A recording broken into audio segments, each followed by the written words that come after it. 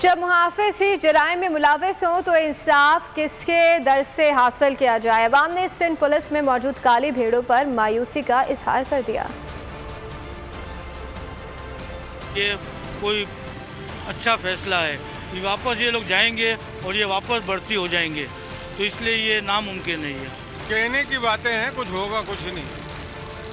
अभी भी मैं आया रहा हूँ पाकिस्तान चौक से, इतने पुलिस वाले खड़े हुए हैं और जो जा रहा है उसको चेकिंग कर रहे हैं। अच्छा ही निकाले, ऐसी पुलिस ना होने से बेहतर है आवाम खुद अपने यानी कि पाँव पे खड़े होके पुलिस बन जाए।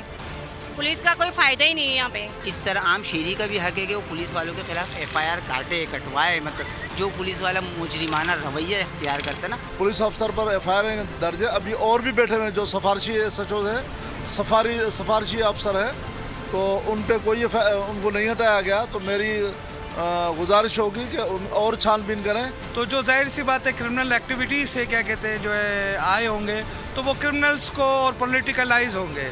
करप्ट अफसरान जो हैं उनको पोस्टिंग नहीं मिलनी चाहिए जो क्रिमिनल रिकॉर्ड रखते हैं। और जब हमें मुआविज तहफ़्फ़ुज़ नहीं मिलेगा तो हमारी पुलिस फिर किस काम की।